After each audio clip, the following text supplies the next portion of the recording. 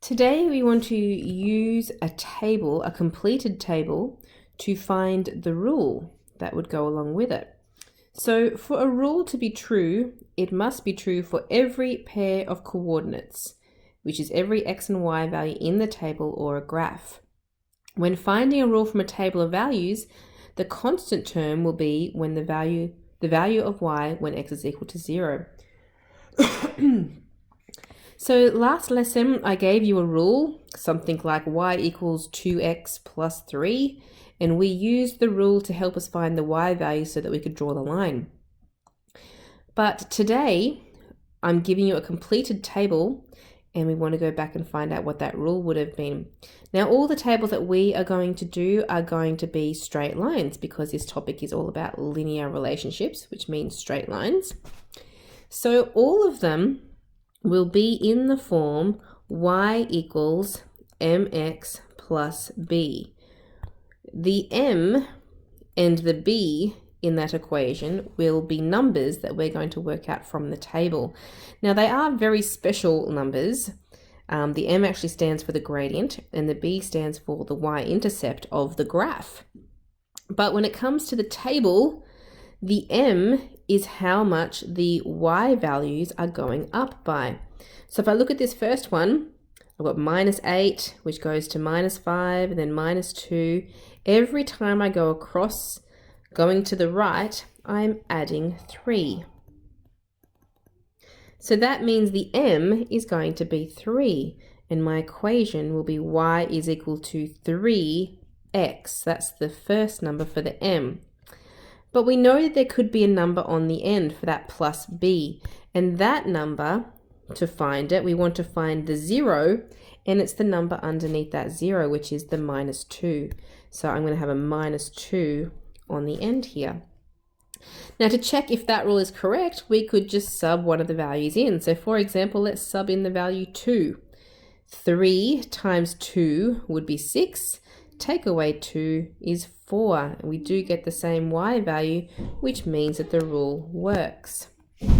Okay, so we're just going to be practicing that technique over and over again. Let's try the second one.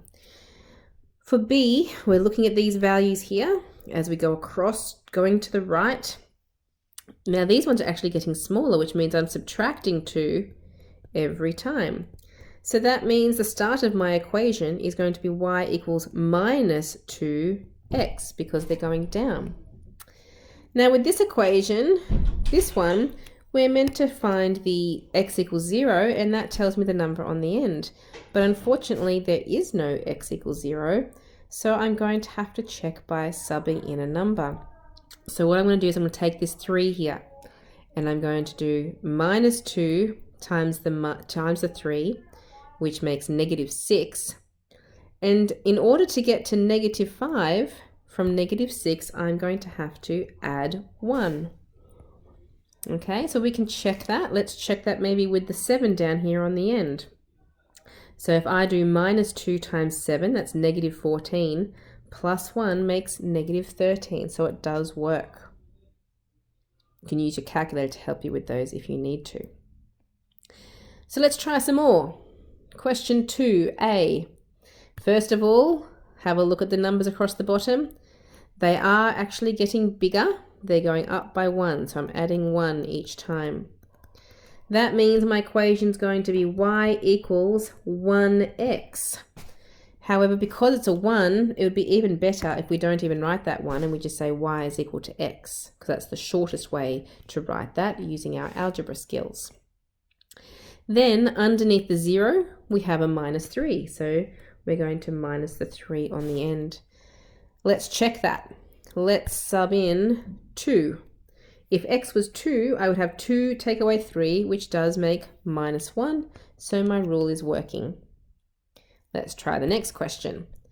Going across the bottom here, my values are going up by 2. I'm adding 2. So that means it's going to be y equals 2x, and underneath the 0 is a 0, so it would be plus 0. But if I'm adding on 0, I'm not actually adding anything on, so I should just leave it as y equals 2x. Question C. Going across the bottom, I am adding 3 every time. So that means it's going to be y equals 3x, and underneath the 0 is a 1, so plus 1. For the last one, it's a little bit different because instead of x and y, I've got time and savings. So we normally start with y equals, and y is the bottom one, so I'm going to have savings equal these numbers across the bottom. They're going up by 50. So it's going to be 50, normally it would be x, but we've got time, 50 times the amount of time, and we don't have a 0 to do our plus number, so we're going to have to check by subbing something in. Let's sub in that time is equal to 1. 50 times 1 makes 50, so to get to 70, I'm going to have to plus 20. Okay, so there's not too many of those wordy ones at this stage. Most of yours, or all of yours, are going to be like A, B, and C here. So it'll be y equals something x, and then plus or minus something on the end. So you need to have a look at these questions here in exercise 5. And you're doing all of these ones all the way down to the end of page 27.